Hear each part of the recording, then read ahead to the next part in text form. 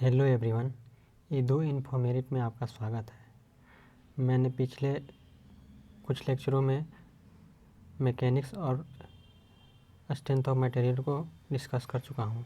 अगर आप उस वीडियो को नहीं देखे हैं तो प्लीज़ मेरे चैनल को विजिट करके उस वीडियो को ज़रूर देख लें, काफ़ी फ़ायदेमंद होगा।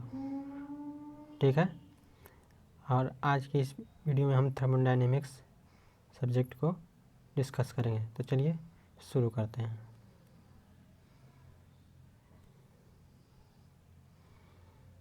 देखिए यहाँ पर बोला गया है ए definite area of a space where some thermodynamic process takes place is known as। इसको क्या बोलते हैं?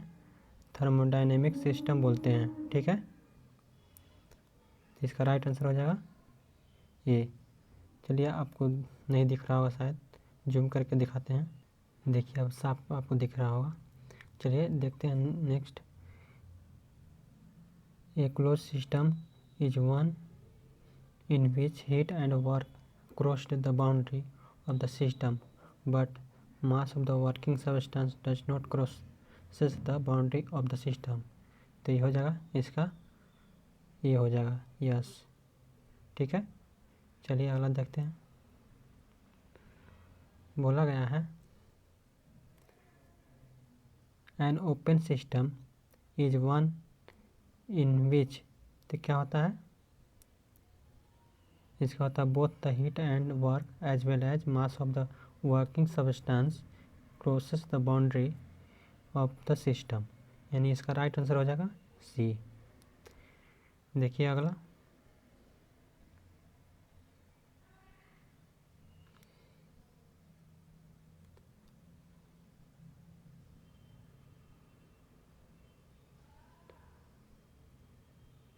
देखिए ये इतना इम्पोर्टेंट क्वेश्चन नहीं है ये वाला, इसलिए इसको छोड़ दिए हैं। देखिए अगला, बोला गया है in an extensive property of a thermodynamic system, तो क्या हो जाएगा? नॉन ऑफ दीज, इसका आंसर हो जाएगा डी। ठीक है, अगला देखिए the thermodynamic property of a system is said to be an intensive property whose value for the entire system dash the sum of their value for the individual parts of the system। तो हो जाएगा इसका answer B. ठीक है, is not equal to होता है। ठीक है, देखिए अगला। देखिए अभी इम्पोर्टेंट जो इम्पोर्टेंट है वही क्वेश्चन करवा रहा हूँ। ठीक है, तो देखिए यहाँ पर अगला question, which of the following is the extensive property of the thermodynamic system. तो ये क्या हो जाएगा? इसका वॉल्यूम हो जाएगा, यानी बी इसका राइट है। देखिए अगला, विच of the following is an intensive property of a thermodynamic system. तो क्या हो जाएगा? इसका टेम्परेचर हो जाएगा। ठीक है, यानी बी राइट हो जाएगा। चलिए आगे देखते हैं। देखिए यहाँ पर बोला गया है the specific volume of a system is and dash property. तो ये होता है इंटेंसिव प्रॉपर्टी होता है। ठीक है, इसका राइट आंसर हो जाएगा बी। देखिए ये काफ़ी इंपॉर्टेंट फ्रेंड्स, देखिए जो ये क्वेश्चन जो है ना 11, ये काफ़ी इंपॉर्टेंट क्वेश्चन है। ठीक है, तो देखिए बोला गया है the absolute zero temperature is taken as, तो हम क्या लेते हैं? -273 डिग्री सी लेते हैं। ठीक है, तो इसका ए राइट हो जाएगा। चलिए आगे देखते हैं। देखिए यहाँ पर बोला गया है which of the following is correct. तो क्या हो जाएगा? Absolute pressure is equal to gauge pressure plus atmospheric pressure, यानी इसका राइट आंसर हो जाएगा ए। ठीक है, देखिए अगला, the standard value of atmospheric pressure taken as at sea level is, तो हम जो सी लेवल से लेते हैं वो लेते हैं, ये भी लेते हैं, यानी 1.013 बार 760 mm ऑफ Hg और 1013 इंटू 10⁻²2 न्यूटन पर मीटर स्क्वायर, यानी इसका राइट जो आंसर हो जाएगा और हो जाएगा। ठीक है, चलिए अगला देखते हैं। बोला गया है the value of 1 bar in SI units is equal to, तो होता है 1 × 10⁵ न्यूटन पर मीटर स्क्वायर, यानी इसका राइट आंसर हो जाएगा डी। अगला देखते हैं,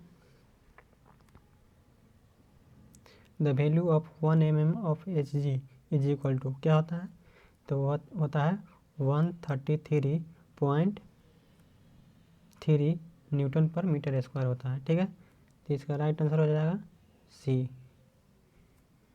देखिए अगला,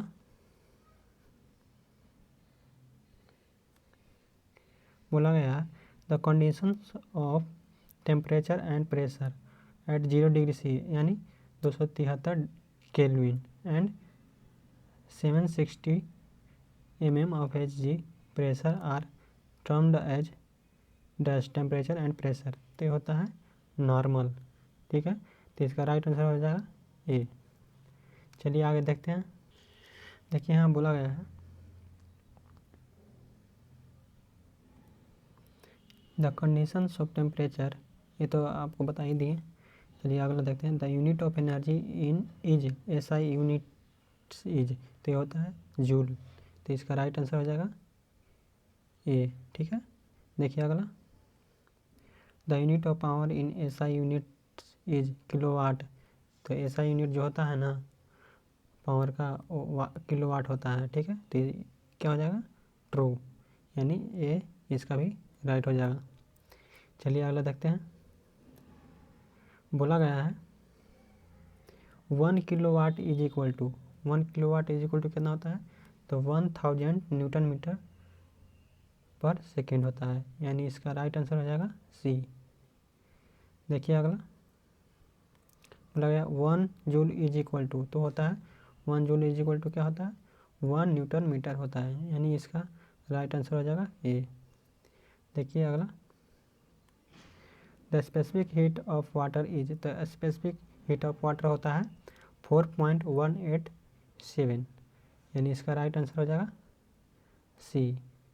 ठीक है, चलिए आगे देखिए यहाँ पर बोला गया है the heat and mechanical energy are mutually convertible, this statement was established by, तो किसके द्वारा इस्टेब्लिश्ड किया गया था, जूल के द्वारा। ठीक है, इसका राइट आंसर हो जाएगा सी। देखिए बोला गया है इसमें नेक्स्ट क्वेश्चन में, विच of the following statement is correct, तो कौन सा इसमें करेक्ट आंसर है स्टेटमेंट है, तो ए में देखिए the heat and work are boundary phenomena, ये भी सही है। देखिए दूसरा में बोला गया है the heat and work represent the energy crossing the boundary of the system, ये भी सही है। देखिए इसमें बोला गया है the heat and work our path function, ये भी सही है, यानी इसका राइट जो आंसर हो जाएगा डी हो जाएगा, ऑल ऑफ दी अबव। चलिए आगे देखते हैं। देखिए इसमें बोला गया है when two bodies are in thermal equilibrium with the third body they are also in thermal equilibrium with each other, this statement is called, तो इसको क्या कहते हैं, जीरोथ लॉ ऑफ थर्मोडायनेमिक्स बोलते हैं। ठीक है, तो इसका राइट आंसर हो जाएगा ए। चलिए अगला देखते हैं, यहाँ बोला गया है first law of thermodynamics deals with, तो क्या बताता है, कंजर्वेशन ऑफ एनर्जी। ठीक है, तो इसका राइट आंसर हो जाएगा डी। चलिए आगे देखते हैं। देखिए according to first law of thermodynamics, तो ये होता है total energy of system remains constant, यानी बी राइट हो जाएगा। देखिए अगला, energy can neither be created nor destroyed but it can be transferred from one form to another form. ठीक है, this statement is known as, तो इसको क्या बोलते हैं, फर्स्ट लॉ ऑफ थर्मोडायनेमिक्स। ठीक है, तो इसका राइट आंसर हो जाएगा बी। चलिए आगे देखते हैं। देखिए बोला गया है kelvin planks law deals with, तो क्या बताता है, conservation of heat into work. ठीक है, तो इसका राइट आंसर हो जाएगा सी। देखिए अगला, the heat and work are mutually convertible, this statement is called dash law of thermodynamics, तो ये क्या हुआ, फर्स्ट होगा, फर्स्ट लॉ ऑफ थर्मोडायनेमिक होगा। ठीक है, देखिए अगला,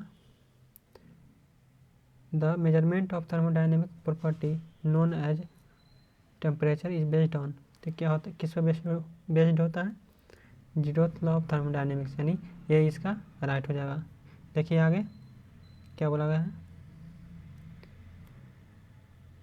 ए machine which violates the first law of thermodynamics is known as perpetual motion machine of the second kind. तो ये हो जाएगा इनकरेक्ट, यानी बी इसका राइट हो जाएगा। देखिए आगे बोला गया है, a perpetual motion machine of first kind is dash according to first law of thermodynamics. तो क्या होगा, इम्पॉसिबल। ठीक है, इसका राइट आंसर हो जाएगा बी। देखिए, according to Kelvin Planck's statement a perpetual motion of the dash is impossible. तो ये होगा सेकेंड काइंड, यानी बी इसका राइट आंसर हो जाएगा। चलिए आगे देखिए बोला गया है, according to Kelvin Planck's statement of second law of thermodynamics. तो होगा it impossible to construct an energy working on a cyclic process whose sole purpose is to convert heat energy into work, यानी इसका right answer हो जाएगा A. देखिए अगला, विच of the following is the correct statement of the second law of thermodynamics. तो इसका ए भी सही है, ए भी सही है, बी भी सही है, सी भी सही है, यानी इसका राइट आंसर हो जाएगा डी। ठीक है, आप इसको पढ़ लीजिएगा। देखिए अगला,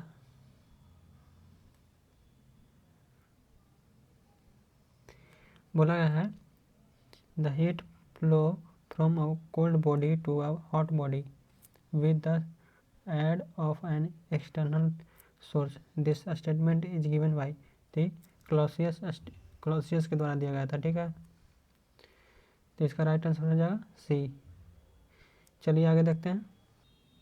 देखिए, second law of thermodynamic defines, देखिए क्या बताता है, एंट्रोपी बताता है, यानी डी इसका राइट हो जाएगा। देखिए अगला, it is impossible to transfer heat from a body at a lower temperature to a body at a higher temperature without the aid of an external source. तो ये हो जाएगा करेक्ट, यानी इसका राइट आंसर हो जाएगा ए।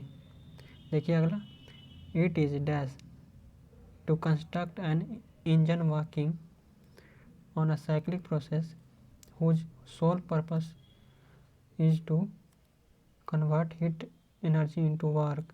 तो हो जाएगा इम्पॉसिबल, यानी इसका बी राइट हो जाएगा। देखिए अगला बोला गया है, in the first law of thermodynamics the total energy of the system remains constant. तो हो जाएगा ट्रू, यानी ए इसका राइट है। देखिए अगला बोला गया है, the statement of a substance whose evaporation from its liquid state is complete is known as. तो होगा परफेक्ट गैस, यानी बी इसका राइट हो जाएगा। देखिए अगला, the statement of substance evaporation from its liquid state is partial is known as steam. तो हो जाएगा डिसएग्री, यानी ये गलत है। ठीक है, देखिए अगला, the behaviour of super heated vapour is similar to that of. तो ये परफेक्ट गैस की तरह होता है, बिहेव करता है। ठीक है, देखिए अगला, the variables which controls the physical properties of perfect gas are.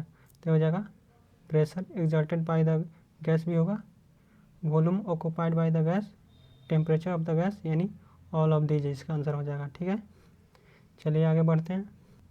देखिए यहाँ पर बोला गया, the behaviour of a perfect gas undergoing and change in the variables which control physical properties governed by. तो ये होगा बॉयल्स लॉ के द्वारा भी, चार्ल्स लॉ के द्वारा भी, गै-लुसेक लॉ के द्वारा, यानी इसका ऑल ऑफ दीज हो जाएगा, यानी डी इसका राइट आंसर है। चलिए आगे बढ़ते हैं।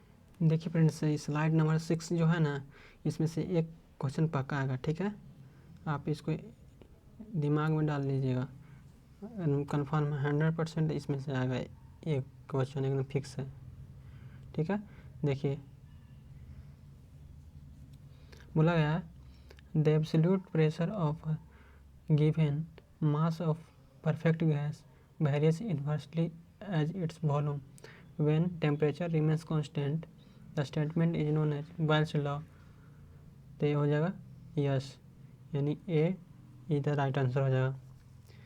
चलिए नेक्स्ट देखिए, as per Charles law the volume of a given mass of a perfect gas varies dash at its absolute temperature when absolute pressure remains constant। ये होता है डायरेक्टली प्रोपोर्शनल होता है, ये डायरेक्टली होता है। ठीक है, यानी ये इसका राइट हो जाएगा। देखिए अगला बोला गया है all perfect gas change in volume bye 1/273 of its original temperature volume at 0 degree C for every 1 degree C change in temperature when the pressure remains constant। this statement is called, इस statement को क्या कहते हैं? तो Charles law बोलते हैं। क्या बोलते हैं? चार्ल्स लॉ, यानी बी इसका राइट हो जाएगा। देखिए अगला, according to Gay Lussac law the absolute pressure of a given mass of perfect gas varies dash as its absolute temperature when the volume remains constant. तो ये भी क्या होगा? डायरेक्टली होगा। ठीक है, देखिए अगला, the dash states that change of internal energy of a perfect gas is directly proportional to the change of temperature. तो इसको क्या बोलते हैं? जूल्स लॉ बोलते हैं। ठीक है, यानी डी इसका राइट हो जाएगा।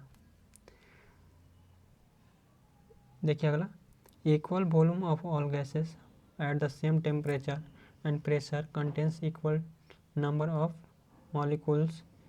this statement is called Avogadro's law। तो ये ट्रू होगा, यानी ये इधर राइट आंसर है, यानी सही है। चलिए आगे देखते हैं। देखिए बोला गया है the perfect gas according to Boyle's law. तो ये क्या होता है? पी भी इज इक्वल टू कॉन्स्टेंट होता है, और यहाँ if T is kept constant लेते हैं। ठीक है, यानी ये इसका राइट हो जाएगा। देखिए यहाँ पर बोला गया है कि where P is equal to absolute pressure होता है, भी वॉल्यूम होता है, टी एब्सोल्यूट टेम्परेचर होता है। ठीक है, देखिए अगला, select the correct statement as per Charles law. तो क्या होता है? वी बाई टी, ठीक है, इज इक्वल टू कॉन्स्टेंट होता है if P is kept constant, यानी बी इसका राइट हो जाएगा। देखिए अगला, according to Gay Lussac law for a perfect gas P by T is equal to constant if V is kept constant. तो ये ट्रू हो जाएगा, यानी ए इज द राइट। देखिए अगला, the temperature at which the volume of a gas becomes zero is called. तो इसको क्या बोलते हैं? एब्सोल्यूट जीरो टेम्परेचर बोलते हैं। ठीक है, यानी बी इसका राइट हो जाएगा। देखिए अगला, the absolute zero pressure will be. तो हो जाएगा when molecular momentum of the system becomes zero, यानी इसका राइट आंसर ये हो जाएगा। चलिए आगे देखते हैं। यहाँ पर बोला गया है Boyle's law states that change of internal energy of a perfect gas is directly proportional to the change of temperature. तो डिस एग्री होगा, यानी बी इसका राइट हो जाएगा। देखिए अगला, the absolute pressure of a given mass of a perfect gas varies inversely as its volume where the temperature remains constant। this statement is known as Charles law. तो गलत होगा, यानी बी इसका राइट हो जाएगा। ठीक है, देखिए अगला, Charles law states that all perfect gases change in volume by dash of its original volume at 0 degree for every 1 degree C change in temperature when pressure remains constant. तो हो जाएगा 1/273, यानी डी इसका राइट हो जाएगा। देखिए अगला, the absolute zero pressure can be attend at temperature of.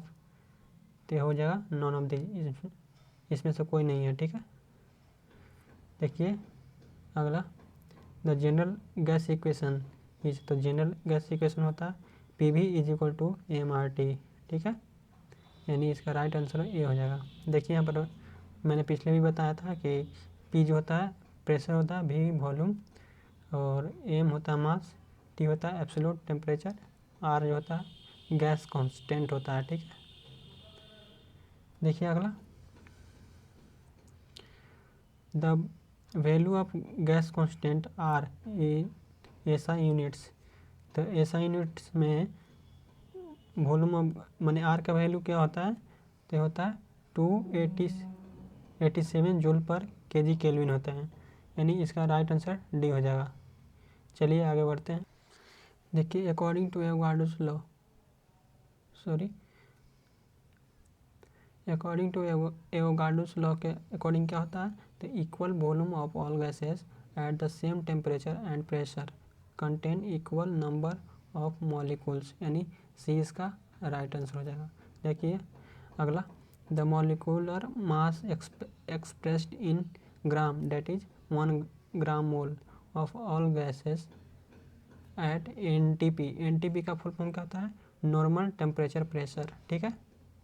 Occupy volume of, तो कितना वॉल्यूम को ऑक्यूपाइज करता है, तो 22.4 लीटर। देखिए काफ़ी इंपॉर्टेंट क्वेश्चन है, ठीक है, आप इसको ध्यान में रखिएगा। इसका राइट आंसर सी हो जाएगा। देखिए अगला, विच of the following gas has a minimum molecular mass, तो किसका मॉलिक्यूलर मास सबसे कम होता है, तो हाइड्रोजन का, यानी सी इसका राइट हो जाएगा। देखिए अगला, according to Avogadro's law the density of any two gases is dash their molecular masses if the gases are the same temperature and pressure, तो होता है डायरेक्टली प्रोपोर्शनल टू होता है, यानी बी इसका राइट हो जाएगा। चलिए आगे देखते हैं। देखिए बोला गया है द यूनिवर्सल गैस कांस्टेंट और मोलिकुलर कांस्टेंट, मोलर कांस्टेंट उसी को बोलते हैं, of gas is the product of, तो किसका किसका प्रोडक्ट होता है, तो molecular mass of the gas and gas constant का, ठीक है, यानी ए इसका राइट हो जाएगा। देखिए अगला, इन ऐसा unit the value of the universal gas constant is, तो ये क्या होता है 8314, यानी 8314 जूल पर केजी मोल केल्विन होता है, यानी डी इसका राइट हो जाएगा। चलिए आगे बढ़ते हैं। The value of universal gas constant is same for all gases, तो सभी गैस के लिए यूनिवर्सल गैस कांस्टेंट का वैल्यू जो होता है वो सेम नहीं होता है, सेम होता है, ठीक है, तो इसका राइट आंसर ये हो जाएगा। चलिए अगला देखते हैं। The amount of heat required to raise the temperature of the unit mass of gas through 1 degree at constant volume is called, तो इसको क्या बोलते हैं, specific heat at constant volume, यानी इसका राइट आंसर ये हो जाएगा।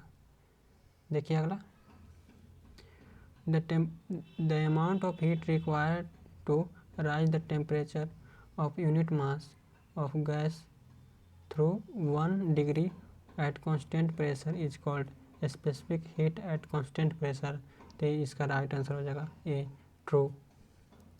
देखिए अगला, the amount of heat required to rise the temperature of 1 kg of water through 1 Kelvin is called, इसको क्या बोलते हैं किलो जूल, यानी सी इसका राइट हो जाएगा। देखिए अगला, the specific heat at constant volume is, तो होता है the amount of heat required to raise the temperature of unit mass of gas through 1 degree at constant volume, यानी बी इसका राइट हो जाएगा। चलिए आगे देखिए बोला गया है the value of specific heat, the value of a specific heat at constant pressure Cp is dash that of at constant volume Cv, तो ये होता है मोर देन, क्या होता है मोर देन, यानी सी इसका राइट हो जाएगा। देखिए अगला, when the gas is heated at constant volume the heat supplied, तो ये क्या होगा, इसका आंसर हो जाएगा इसका आंसर हो जाएगा ए एंड बी। ठीक है, ए बी होगा राइट और बी भी राइट हो जाएगा। ठीक है, तो इसमें ऑप्शन में नहीं दिया गया है, तो इसका ए और बी राइट हो जाएगा। ठीक है, देखिए अगला, when the gas is heated eight constant pressure the heat supplied, क्या होगा, इसका भी आंसर नहीं दिया गया है करेक्ट। ठीक है, तो इसका हो जाएगा increase the temperature of the gas, और ए होगा सी, इसका भी होगा, और बी होगा B, does not external work during expansion. ठीक है, यानी बी और सी इसका राइट हो जाएगा। देखिए अगला, the universal gas constant of a gas is the product of molecular mass of the gas and the gas constant, तो ये करेक्ट हो जाएगा, यानी ए राइट है। देखिए, the amount of heat required to raise the temperature of dash water through 1 degree is called kilojoule, तो ये हो जाएगा 1000 ग्राम, यानी डी राइट है। आगे बढ़िए, आगे बोला गया है when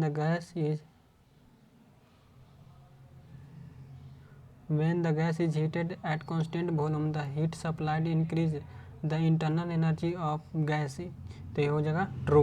ठीक है, देखिए अगला, the ratio of specific heat at constant pressure Cp। ठीक है, specific heat at constant volume Cv this always dash 1, तो ये ग्रेटर देन होता है। ठीक है, यानी सी इसका राइट हो जाएगा। चलिए आगे देखते हैं। देखिए यहाँ पर बोला गया है the heat supplied to the gas at constant volume is, तो होता है M C B into T two minus T one, यानी बी इसका राइट हो जाएगा। चलिए आगे देखते हैं। देखिए अगला बोला गया है the sum of internal energy and the product of pressure and volume is known as, तो इसको क्या बोलते हैं, इंथैल्पी बोलते हैं, यानी सी इसका राइट हो जाएगा। देखिए अगला, द वॉल्यूमेट्रिक और molar specific heat at constant pressure is product of, तो ये हो जाएगा इसका आंसर डी, यानी नन ऑफ द अबव। चलिए आगे देखिए, यहाँ पर बोला गया है the ratio of specific heat at constant pressure and specific heat at constant volume is, तो होता है ग्रेटर देन 1, यानी सी इसका राइट हो जाएगा। देखिए अगला, the general gas energy equation is, तो होता है Q is equal to D U plus W, ये प्रोसेस लिखा गया 1 से 2। ठीक है, यानी ए इसका राइट हो जाएगा। देखिए अगला, according to Reynolds law the specific heat at constant pressure and specific heat at constant volume dash with the change in pressure and temperature of gas, तो ये होता है डज नॉट चेंज। ठीक है, यानी बी इसका राइट हो जाएगा। देखिए अगला, the relation between Cp and Cv is given by, तो इसका आंसर हो जाएगा Cp minus Cv is equal to R भी होता है और C भी होगा। ठीक है, Cv is equal to R बटे गामा माइनस 1 भी होता है, यानी बी और सी इसका राइट हो जाएगा। चलिए आगे देखते हैं। The gas constant is equal to the होता है difference of two specific heat, यानी बी इसका राइट हो जाएगा। The value of Cp upon Cv for air is, तो एयर के लिए होता है 1.4, यानी बी इसका राइट हो जाएगा। चलिए आगे, when a system change its state from one equilibrium state to another equilibrium state the path of successive states through which the system has passed is known as, तो हो जाएगा थर्मोडाइनेमिक प्रोसेस, यानी B इसका right हो जाएगा। The process occurring in open system which permit the transfer of mass to and from the system is known as, इसको क्या बोलते हैं, फ्लो प्रोसेस बोलते हैं, यानी ए इसका राइट हो जाएगा। बोला गया है a path 1 to 3 is given, A system absorbs 100 kilojoule as heat and does 60 kilojoule of work while along the path of 1 4 3। ठीक है, it does 20 kilojoule of work. The heat absorbed during the cycle 143 is। तो जब इसको solve कीजिएगा तो plus 60 kilo joule आता है, यानी इसका राइट आंसर हो जाएगा D.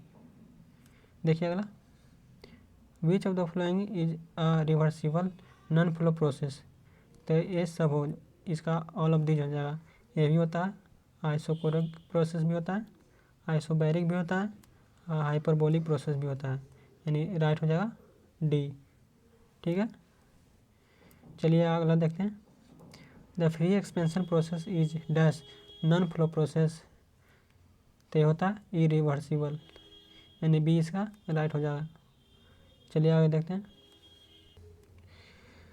The isothermal and isentropic process are reversible non flow process. तो ये सही है, अग्री हो जाएगा, यानी ये इसका राइट हो जाएगा। The heat energy stored in the gas and used for raising the temperature of the gas is known as. तो इंटरनल एनर्जी इसका, यानी बी इसका राइट हो जाएगा। When a gas is heated change takes place in. तो ये हो जाएगा प्रेशर भी होगा, ठीक है, वॉल्यूम भी होगा, टेम्परेचर भी होगा, यानी ऑल ऑफ दीज हो जाएगा। इसका राइट आंसर हो जाएगा डी। तो आई होप ये आपको समझ में आया होगा। मिलते हैं नेक्स्ट वीडियो में। जय हिंद। अगर आपको कहीं डाउट लगता हो तो कमेंट करके आप पूछ सकते हैं। ठीक है।